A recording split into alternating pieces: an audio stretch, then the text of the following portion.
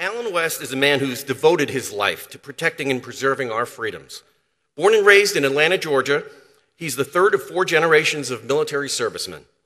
During his 22-year career in the United States Army, he served in several combat zones. He served in Operation Desert Storm, in Operation Iraqi Freedom, and then later in Afghanistan. He's received many honors, including a Bronze Star, 3 Meritorious Service Awards, 3 Army Commendation Medals, and a Valorous Unit Award. In 2010, Alan continued to serve his country when he was elected to Congress, representing Florida's 22nd District. As a member of the 112th Congress, he demonstrated that he is a leader with courage and strong moral convictions, someone who's not afraid to stand up and make the case for our constitutional republic. Today, he's a Fox News contributor, a senior fellow at the London Center for Policy Research, and regularly writes for numerous media outlets. He's married to Angela, and together they have 2 daughters. Ladies and gentlemen, it's my honor to introduce to you Lieutenant Colonel and Congressman Alan West. No one to cry, but tell them if I don't survive, I was born free. Thank you. Thank you so very much, George. I want to thank you for that introduction. I want to thank Bill Armstrong and also John Andrews for inviting me back out here again to beautiful Denver, Colorado in the summer. I will not come out here in the winter because I'm from down south. I will not thank you for having me follow Ben Shapiro. Because at the age of 16, I was trying to make it onto my varsity high school football team and not trying to get into college. But Ben Shapiro and all the other great speakers that you have seen this week really should encourage you as to the strength of the conservative movement in the United States of America. It is a movement that has some of the greatest thinkers. It is a movement that has energy, that transcends color, it transcends age. It is a movement that will turn around this great nation and restore this constitutional republic.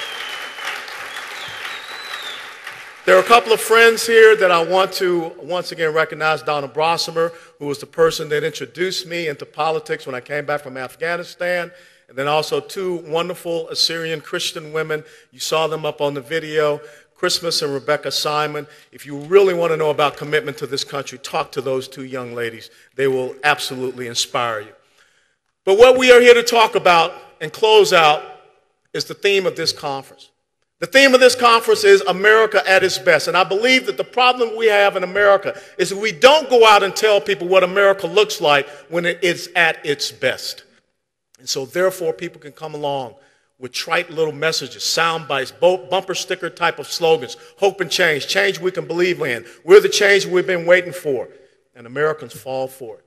And so I want to tell you right now, the first thing about America being at its best is the fact that a young man born in 1961 in the inner city of Atlanta, Georgia, can stand here before you at the Western Conservative Conference. It is not based upon the color of his skin, but it's about the content of his character.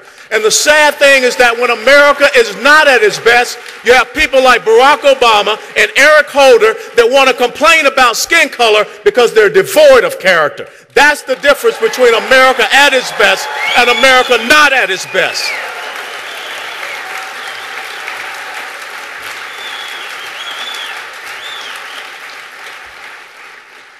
America is at its best, as you've heard so many people talk about. And Dennis Prager talked about this last night. And I'll try to bring it down to a basic Southerner type of understanding. You know, I just learned how to speak English not too long ago. Now, y'all laughing, but I speak Bubba and I speak Cooter, okay? The important thing is that America is at its best when we're promoting the American dream. And we don't talk to people about what the American dream is. We don't explain to them what the American dream means. The American dream of economic growth, of opportunity, of promise. The American dream that says no matter where you are born, no matter where you come from, it is here in these great United States of America that you will receive the ladder of success and achievement. And you can climb it to whatever heights that you want. And we will have a government that will have the right type of policies, being the tax policies, regulatory policies, government reform policies that will enable you to have that American dream. See, we don't go into neighborhoods and talk to the man that pulls out a 55-gallon drum on the weekend. And he pours in the charcoal and he starts to barbecue ribs on the weekend. That's a small business owner. That's an entrepreneur. That's his American dream. And what we should go and tell him is that we want to make sure that you go from being in front of your little house on the grass into one of those closed storefronts. Because we want you to one day have that restaurant. We want you to one day put your name up there on that storefront. That's what we stand for. That is America at its best. But America is not at its best when we're growing what I call the welfare nanny state. America is not at its best when we have more people on the poverty rolls, when we have more people on food stamps. When you look around and anywhere in our communities, you can take this thing called an EBT card, electronic benefits transfer card, and the government basically gives you money.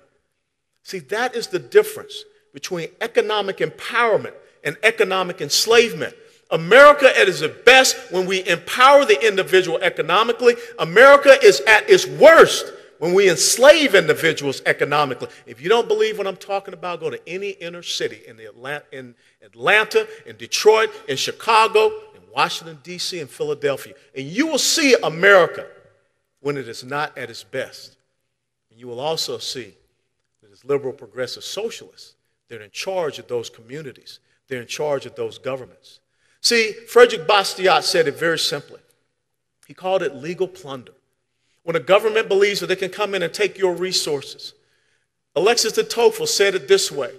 He said, the democracy cannot exist as a permanent form of government. It can only exist until a time when the people realize that they can vote their own largesse from the public treasury. From that moment on, people will always vote for the person that promises them the most benefits.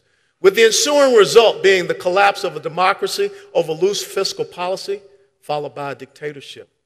That's America not at its best. America at its best means that we move away from this progressive tax system that we have. Because the progressive tax system that we have was promoted by a gentleman by the name of Karl Marx and his friend Frederick Engels. It's written in the Communist Manifesto. Why should we increase taxation upon people for being successful, for having the American dream? That is not America at its best.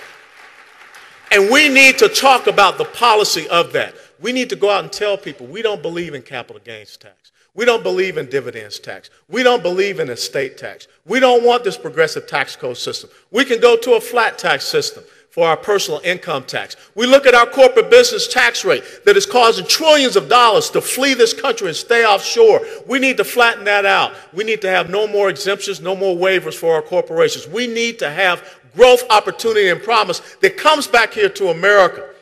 So that when we buy our suits and we buy our clothes, we don't need to look at the label and it says made everywhere else but the United States of America.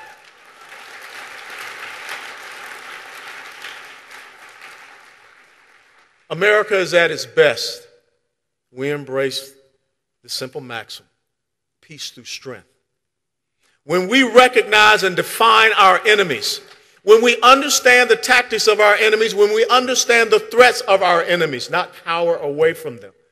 See, America is at its best when you have a leader that can stand up at the Brandenburg Gate and he can say to a Soviet leader, tear down this wall. But America is not at its best when a coward leans over to a Russian leader and sheepishly says, I'll have more flexibility after I have re-election. That's not America at its best. And that's why that country was inspired to shoot down a civilian aircraft and why we can't even go in there and get and investigate that scene right now. That's what happens when we don't believe in peace through strength. And I am sick and tired of people that believe that the number one responsibility of the federal government is not to provide for the common defense. It's written right there in the preamble. Too many people believe that we have to provide for the common welfare. Too many people, even on our side, don't want to admit that a strong military is a deterrent. I grew up on some hard enemy streets. The best way to prevent a bully from wanting to punch you is make him believe that you'll punch him back. And you'll punch him back harder. See, when America is at its best, it stands beside its allies. Because allies who live in neighborhoods surrounded by bullies need to be able to fight back. And that's exactly why I support everything that Benjamin Netanyahu is doing against Hamas right now in the Middle East.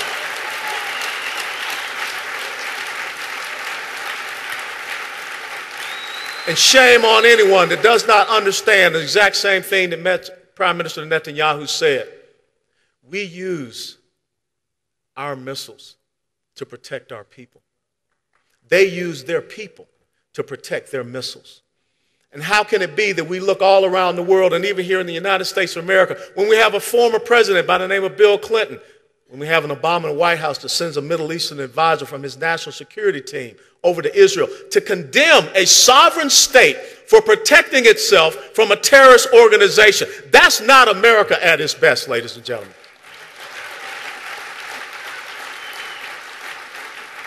America at its best does not go out with empty rhetoric that says we have tranquility in the global community. America is not at its best when we abandon Americans to die at Benghazi and we lie about it. America is not at its best when we give a rose garden welcome home ceremony to a deserter, as we have released 5 senior members of the enemy back to the enemy, all the time while we have a Marine sergeant sitting in a jail in Mexico. That is not America at its best.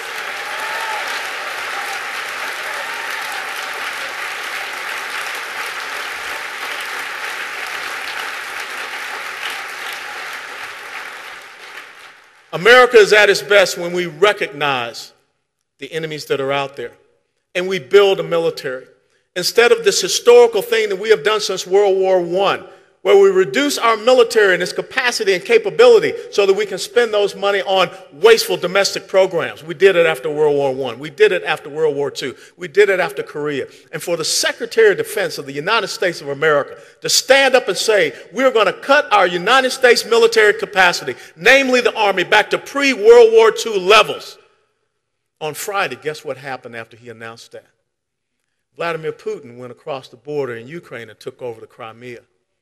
See, America is not at its best when we are sending pink slips to our combat leaders in Afghanistan, when we can't even send pink slips to the IRS or to the Veterans Administration for having our veterans die at their hands.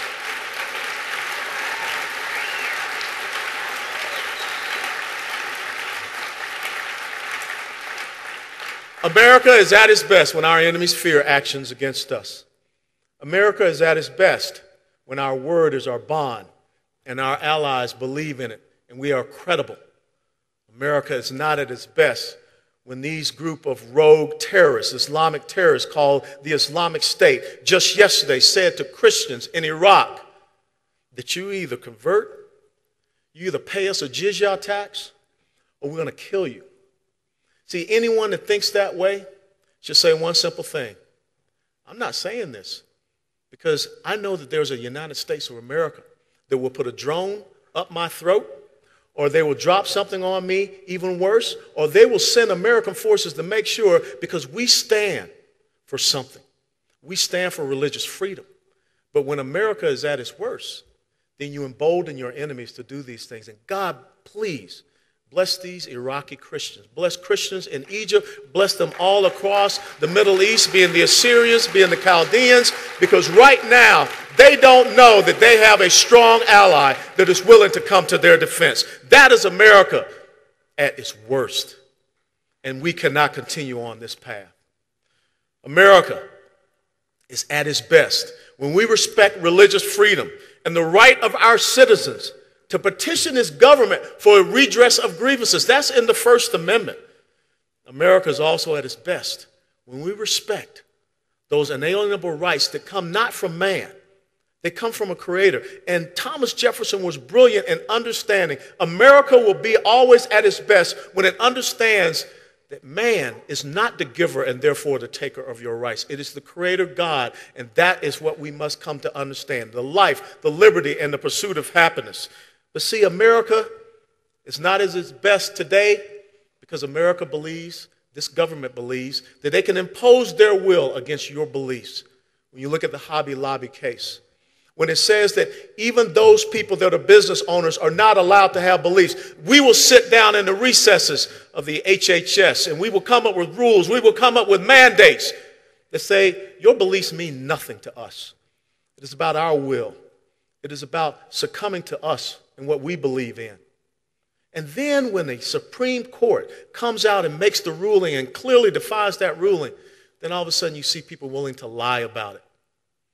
I didn't see them upset when the Supreme Court came out and voted in support of Roe versus Wade. The hypocrisy is laughable. And we must understand that if we are going to continue down the path of respecting life, then we must recognize that America is not at its best when all of a sudden we have groups like Planned Parenthood or the National Organization of Women that redefine reproductive women's health away from meaning finding cures from cervical cancer, uterine cancer, ovarian cancer, fibroid tumors, or breast cancer. Now they have redefined women's productive health to mean one simple thing, and that is killing babies. We are not at our best as a nation if we are killing the future generations of the United States of America. We are not at our best as a nation when we believe that it's the privacy right to dismember a baby in its mother's womb. And we are not at our best when we have a president who, as a state senator in Illinois, says that any child that survives an abortion still deserves to die. What kind of demon thinks that way?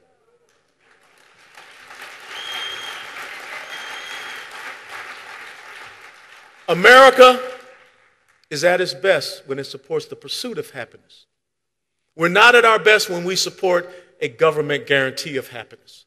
Because the pursuit of happiness means that every single one of you out there has an equality of opportunity to be all that you can be. That's what the United States Army once had as its motto.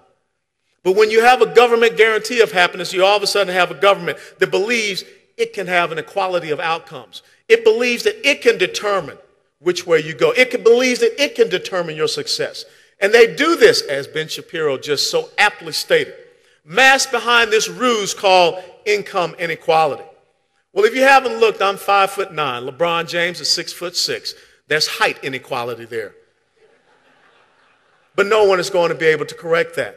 But the thing is that in this great nation, at 5'9", I have talents that I've been blessed with, just the same as LeBron James has his talents. And we should not have an envy of each other because of those talents. What we should do is respect each other so that we can once again reclaim a sense of the pursuit of happiness that is rooted in the opportunities that each and every one of us have, regardless of whether you're tall, short, fat, not, black, white, male, female, what have you. Because what the other side wants to do is to divide us upon all of those lines. What the other side, the liberal progressive vision is in this America that is not at its best, is a social utopia.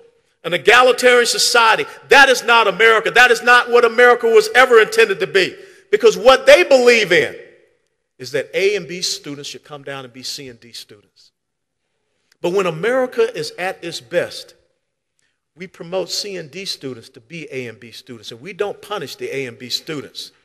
That is the difference.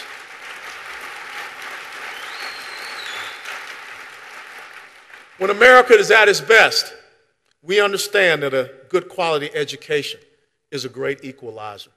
That's what my parents understood. That's what my parents chose for me. That's what my parents invested in for me, which enables me to stand here before you today. See, choice is not just about choosing to kill a baby. Choice is about empowering mothers and family members to educate their children. When you think about the fact what happened, America at its best is single black mothers marching on the governor's mansion in Albany, New York to say, in contrast to what Mayor Bill de Blasio, an avowed socialist, was doing in that city, to try to cut back on the charter schools there, to try to take away Success Academy, one of the bright, shiny beacons in Harlem, New York. They said no. Where was our voice? See, when America is not at its best, it then means a president, and Barack Obama, can cancel a D.C. school voucher program in April of 2009 to say to young, deserving minority children in that city, you're not worthy of getting a better education. All because I would prefer to elevate the teachers' unions. Where was our voice to say, this is not America at its best? Because I can tell you, where does he send his kids to go be the best? To Sidwell Friends. And that is the fault and failure of these liberal progressive socialists, these political elites, these entertainment elites, these media elites who say, do as we say, not as we do. See, America is not at its best when the first black attorney general brings a lawsuit against the state of Louisiana for their school voucher, school choice program to take away opportunities for deserving young children. If we are going to make a difference, we have to talk about and contrast what they believe in what is best and what we believe in what is best. We have not done a good job of that. And I'm telling you, when you leave here today, you need to go out and tell people what it means for America to be at its best. Because for America to be at its best is mean realizing that we're an exceptional nation. We're a force for good in this world. Realizing that we're a sovereign state. And as a sovereign state and a constitutional republic, guess what? We've got a border to defend.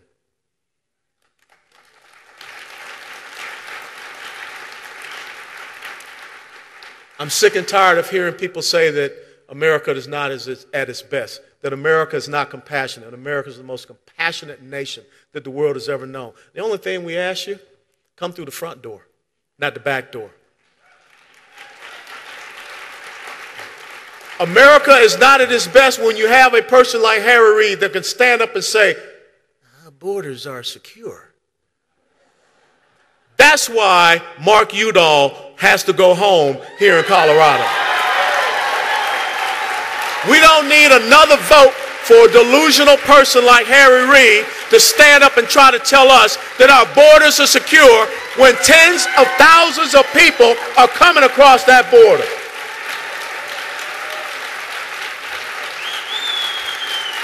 Illegal immigration is illegal immigration. They're not undocumented workers. Stop redefining the problem. It's a crisis. It's not a situation. We're not a dumping ground here in the United States of America. If you're so busy and concerned about a new electoral bloc, instead of being concerned about the Americans that are here, instead of being concerned about the children that are here, I don't want to hear this line about these people. You should be concerned about them because they're escaping violence in their home countries. There are people that are trying to escape violence right here in the United States of America. You look at the explosion of gang violence and shootings in our inner cities. You look at our failing schools. You look at the breakdown of our families. And you're asking us to be concerned about people who are coming here violating our rules, violating our borders. No disrespect to the rule of law in this country. We're compassionate, but compassion in an America that's at its best starts right here at home. Getting Americans back to work. Helping Americans to have the American dream. I'm sick and tired of liberal progressives talking about the dreamers. I've got two daughters, 21 and 17. They're dreamers too. My parents saw in me a dreamer. And each and every one of you have children and grandchildren that you need to make sure that their dreams come to fruition. And then we can maybe think about the dreams of others. But again, there's a front door. And America at its best has that front door open. See, America is at its best when true constitutional conservatives lead and govern. I'm tired of the liberal progressive socialists, but you know what I'm even more so tired of? Those that believe that they can govern and lead just by being a lesser version of a progressive socialist. We have to give a clear separation and delineation between who they are and who we are. An America at its best and an America at its worst. All you have to do is look at Ronald Reagan and the contrast he gave to us between him and the shiny city that sat upon the hill and the malaise of Jimmy Carter. All you have to do is understand that this is not the time when we paint in pretty pastels. We must paint in bold colors. And America understood. And they responded with Ronald Reagan winning 49 states and Jimmy Carter only winning 1. If we are to have a new America, if we are to have America at its best, we need to have those members that are running for Congress, for Senate, for state house, for city council, commission, to stand up and say there's a separation between who I am, what I stand for, and others. And it starts with this. It starts with promoting and advancing the individual and their sovereignty. That's liberty. It is not about enslaving the individual and their hopes and dreams, their investment, their ingenuity, their innovation. It is not an America where we all of a sudden believe in a collective subjugation by government. I'm sick and tired of the 1% versus the 99%. America at its best means we want everyone to be in the 1%. We want everyone in each and every right to be a champion in their hearts, in their homes, or in whatever pursuit that they have. There is no war on women out there. That's just something that has been conceived to try to separate us as a great nation. And there is no race war going on except the race war that charlatans like a Jesse Jackson, Al Sharpton, Barack Obama, Eric Holder are promoting.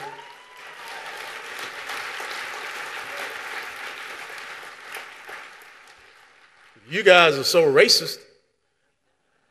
I think you had Ben Carson here. I think you had Dr. Woodson this morning. Yeah, Tim Scott. You got me. Oh, I'm sorry. We're just ventriloquist dummies. We're not really black. I'm just a white guy with a really permanent tan. But that's the insidious nature of people that want to make sure that America does not ever be at its best. When you go into the black community, I challenge you to do this. You go and you tell them about Booker T. Washington.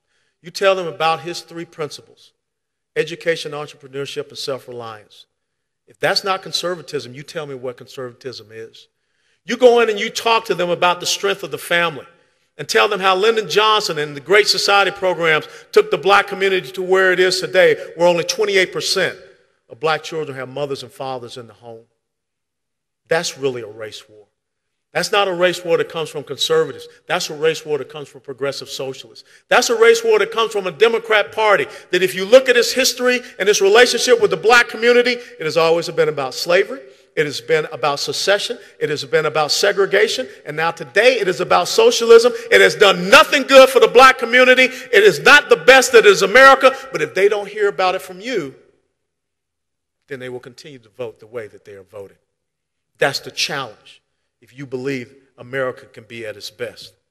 America will be at its best in November 2014, because this is what you all are going to do. You're going to elect a conservative Senate.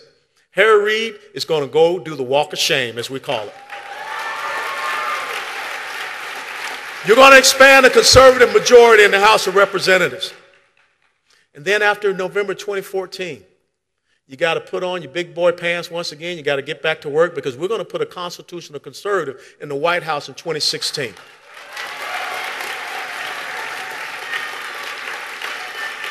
We are going to lead and we are going to govern as conservatives. The last time the Republican Party had that opportunity, they did not lead and govern as conservatives. And you see what happened. Shame on us for letting that happen. And now we're getting beat about the heads because we took surpluses and we turned them into deficits. We don't need to have more debt. We don't need to have a debt to GDP ratio that right now is at 76%. And if you include our unfunded liabilities, our GDP is falling way behind our debt. We don't need more deficits. We don't need to have government agencies that aren't fulfilling any type of mission whatsoever. We need to have people that will go in, reform our tax code, reform our regulatory code, reform our government, and reform our monetary policy. Our Dow Jones Industrial Average is not a clear indicator of where we are as far as our economy. Because if you stop printing $85 billion per month, you will see what happens with that Dow Jones Industrial Average. We don't have a free market economy. We have an artificial economy. Conservatives believe in a free market economy that is based upon one simple thing: your industrial activity, not the government coming in and engineering those outcomes. We have got to put people up there on Capitol Hill and in the White House that don't want to fundamentally transform America. What they want to do is reestablish the fundamental principles of America.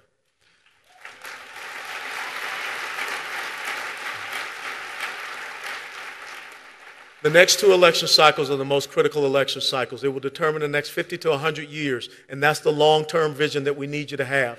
The problem is we don't need politicians that will say whatever they want just to be reelected in election cycles. If we're going to have an America that is at its best, it means an America 50 to 100 years from now that is even greater than what our founding fathers ever believed it could be.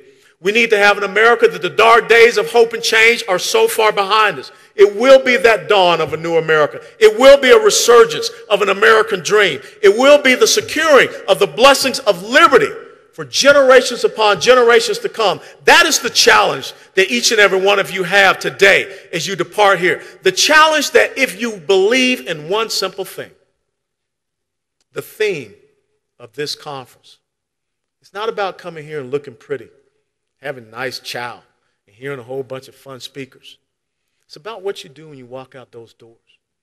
It's about the personal challenge that Benjamin Franklin gave us back in September of 1787 when he came out of Independence Hall and he was met by Mrs. Powell, who said one simple thing, well, doctor, what is it that we have, a republic or a monarchy?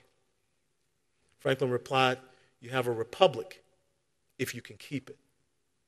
When you walk out here, America at its best means keeping the constitutional republic that 56 men signed a Declaration of Independence for. That those men later on, some 11 years, came back and created this incredible constitutional republic, the longest running constitutional republic that the world has ever known. You've got to walk out those doors and say, I don't care what they say about me. I don't care the names. I don't care the finger pointing. I don't care how often they yell and scream. I am committed to passing on America at its best. That was the commitment that Buck and Snooks West made to me when I came into the world in 1961. That is the commitment that you must make to your children and to your grandchildren today. Leave here committed to owning up to the challenge of Benjamin Franklin, the founding fathers, to your forefathers and foremothers, and the commitment that you must make to your children and grandchildren. America will be at its best, and it starts right here in Denver, Colorado. God bless you all. And we don't say government bless America. We say God bless America. Thank you so much.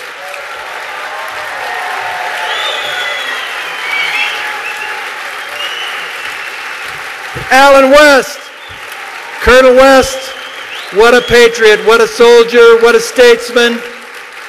Alan West, your call to action, America at its best. Backed by your demand from last year and still so inspiring. Alan West. Friends, be seated. We come to nearly adjourning the main session in about an hour in this room. Engage to Win persuasion training. Down in the breakout rooms, 8 excellent workshops. Book signings proceeding outside the hall. The exhibit area is still open for a while. Bidding continues on David Garibaldi's painting of Ben Carson.